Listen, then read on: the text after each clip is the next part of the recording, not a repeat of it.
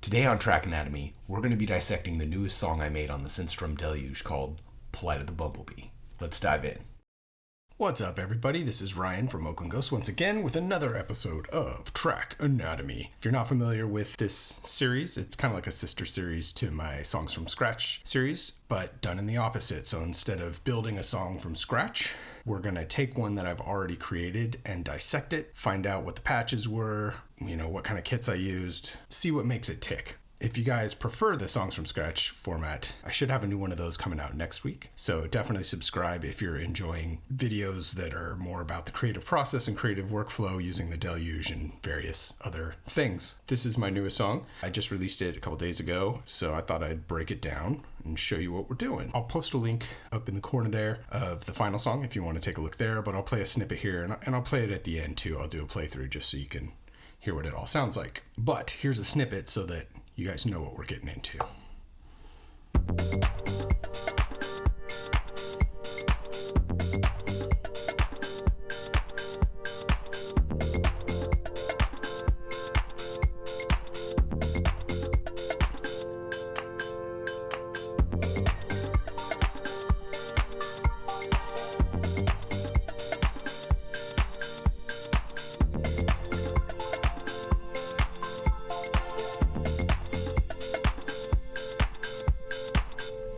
So you get the basic idea.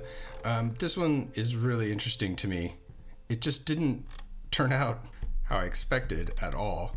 When I started this one, I wrote this one kind of after I wrote a song I wrote for Halloween called They Only Come Out at Night, and this other song called The Haunted, and they're both kind of moody, dark, down-tempo-y, and I felt like I was getting into that Here Comes Winter vibe, and I really wanted to break out of it. So I was intent on breaking that and doing something completely different. So I remember the first thing I did was I definitely did the drums first. And I mean, what could be more opposite of of doom and gloom than your classic boots and pants, right?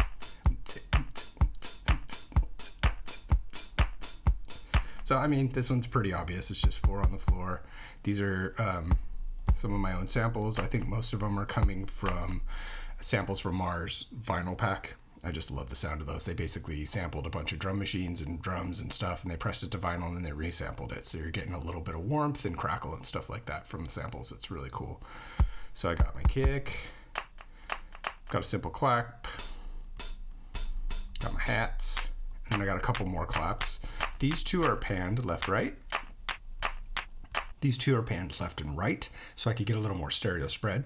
It's also nice because in variations, I can mute those, and it'll kind of go down to a mono signal, and then it'll open back up and get big again. So I think, all I'm doing here, I got a little bit of reverb, a little delay on that one. That's about it. I mean, it's pretty clean. I did humanize. I call it humanize. I am, by the way, working with the new firmware, but I haven't dove in yet, and I wrote this song before the firmware came out, the new community firmware, so I'm not using any of the tricks or the new features that come in that pack yet. I haven't even dived in yet, so I don't even know how it's going to change my workflow yet, but when I say humanize, it just means that I nudge these around manually myself, just the hats, just to kind of loosen them up a bit. The kick everything is very quantized. I don't even think I'd had swing on this. I got a little bit of swing, which surprises me. Yeah, like I said, I was trying to break out of that kind of doom and gloom, creepy kind of songs that I was writing with the onset of winter, and I wanted to break it up. So yeah, boots and pants. That was the first thing I did. So that's my drum beat. As you'll see here, for performance's sake or for the arranger, I just have variations of that, of this same thing. This one is just kick, looks like, and this one is a single clap and hats, so not the stereo hat. Or the stereo claps rather. And then up here, the next thing I added was I just added some percussion on top. So I got bongo and just a little ding, ding, ding. And just together with the drums, it just sounds so sick. Right? I mean, it's just super dancey. And I got them panned, I've just got a couple different samples. These are go-gos. I got a high one and a low one. I got the low going right and the high going left. And then same with the bongos. I got the high bongos going to the right and the low bongos to the left, just so it's got a bit of a stereo spread and it feels like it's all around you when it's playing. Definitely I got some reverb and just a very light delay on those. And same with the bongos, a little more delay on those. And that's pretty much it. So that was the basis to get me started, right? I resampled, this is a different version of the same drum beat, and I just resampled it and brought it back in as an audio track that just livens it up a little bit. Check it out. Here's without. Here's with. I just slid the hat a little bit so it's a little more off and just humanizes it a little bit more. So that's what I started with. It was just that. And then the next thing I did was I got bass, I believe. Yeah, this is pretty sick. I like these guys. We'll just solo it for now. So the bass is my own bass. It's my own synth that I created from samples from Mars. This was a vinyl DX100, and it just sounds dope. I just love that sound.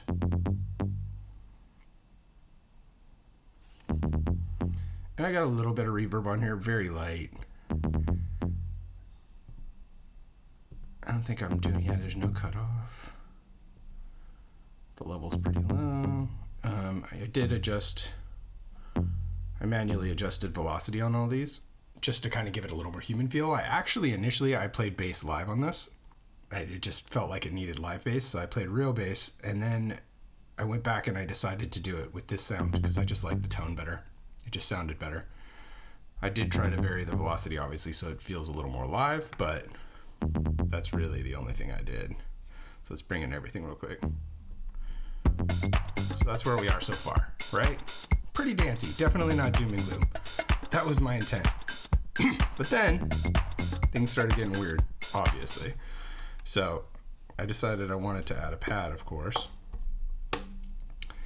This pad, I'm just doing it's just a 2-chord progression. It just goes back and forth. This is, it looks like from Rephaser, I think it's the Rust pack. It's just a square pad. Got a ton of reverb on it and side chained. I've also got some delay. Slow attack and release, just so it is more paddy. And I've messed with the filtering a little bit, but that's about it. And so that was just this really cool sound.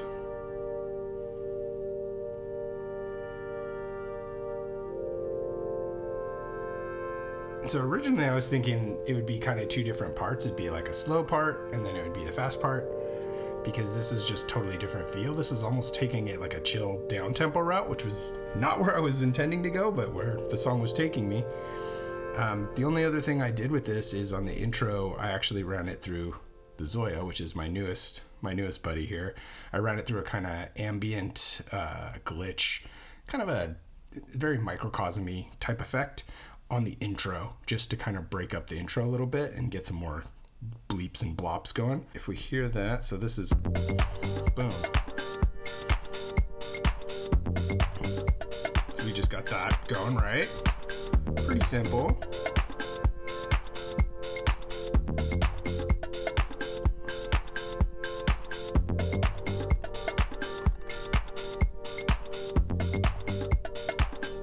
Right, so that was our bass right there. What is this? I don't even know what this one is. Let's see. Oh. Sorry, that's just a slight variation of the other drum loop later. I thought it was the MIDI track I was looking for here. So the next thing that I did was I used the Lemondrop, and that's just MIDI channel 1 here, just coming through. And all I'm doing is I found this really cool patch, fairly bubbly. I did a couple tweaks, and I played it live in the final version using the mod matrix here, which is a super fun like chaos pad type thing to do. Here, take a look. So it's just doubling that other pad that I got, the square pad. But I would use this to kind of get some swells. I'll show you.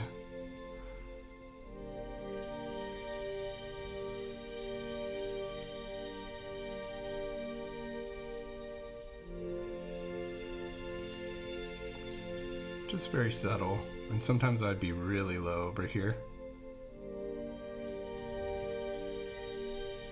And when it opens up, it gets like super bubbly.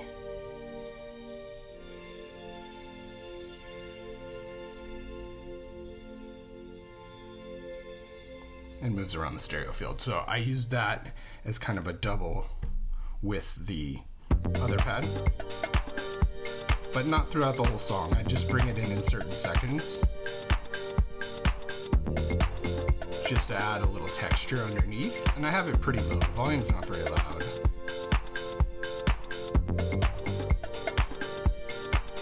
But just something to kind of add a little more grit, a little more texture to it. Okay, the next things we got is this is a synth I made myself. Let's go ahead and solo it. And this is just some chord hits. And it comes on kind of the offbeat.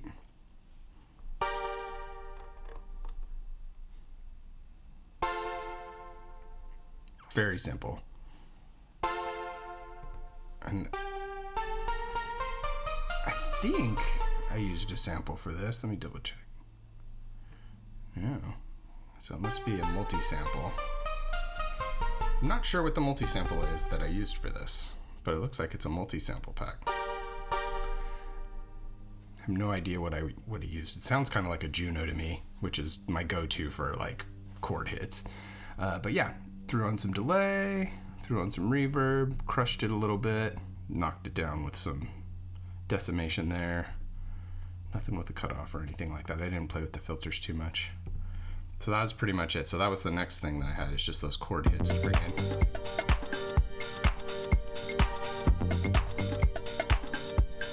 On the upbeat, right? Saucy.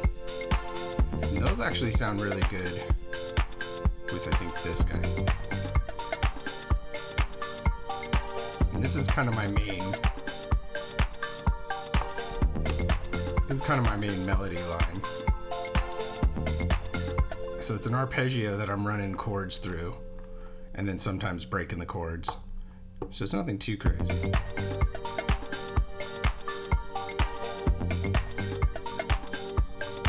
I'm also automating a ton of the filter and frequency so that it kind of blasts off a little bit. Here, let's demonstrate. Is it this one? Yeah, okay.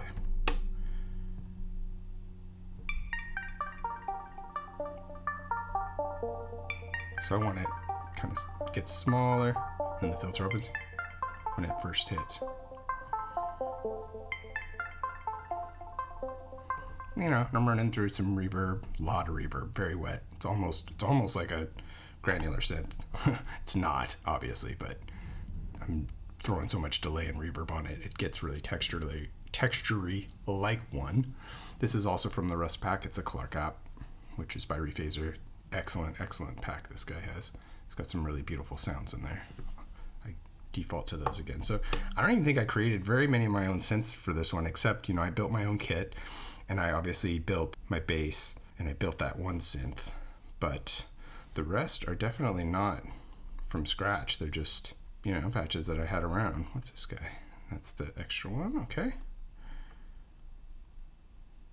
And it looks like, I think that's pretty much it, right? Oh no, there's my, oh, I did have another arpeggio. Okay, so this is a Juno arpeggio. Let's take a listen to that real quick. This one I have really low in the mix. This is also, again, from the Rephaser Rust pack, it looks like. It's a Juno arp one.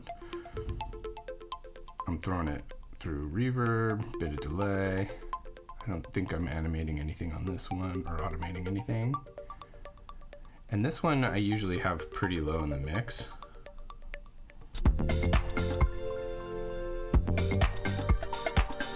If I mute this one, you might hear it better.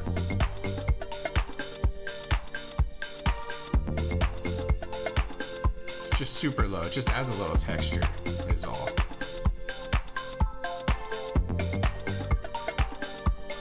And that is really the last thing I have is, again, it looks like I was going heavy with the Rust pack here. This is from Rephaser again, a Dusseldorf bass arp. This kind of sounded like a guitar to me.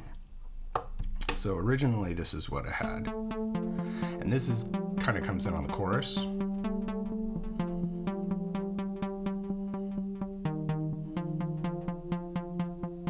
tweaked it quite a bit. I think, yeah, I'm messing with doing a lot of filtering on it. Slow release. Bit of reverb. I thought I crunched it up, but I guess I didn't. So I have this as kind of a chorus part, as a B part that comes in.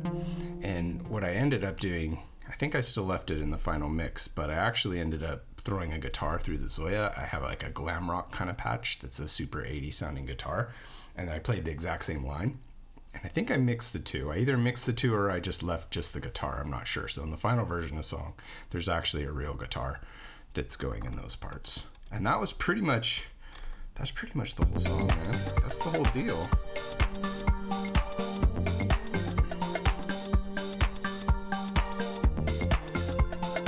Yeah.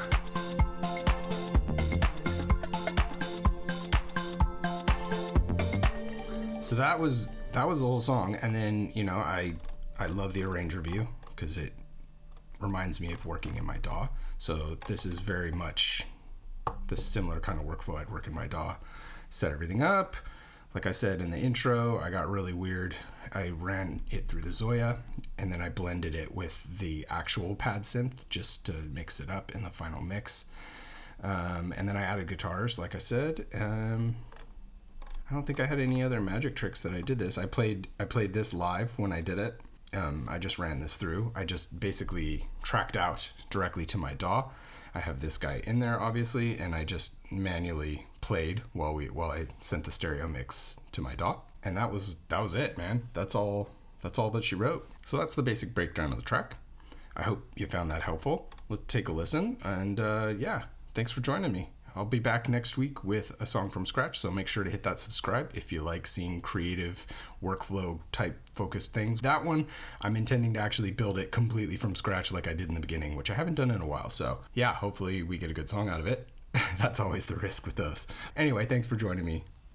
Ryan from Oakland Ghost once again. Don't forget to hit that subscribe. Let's take a listen.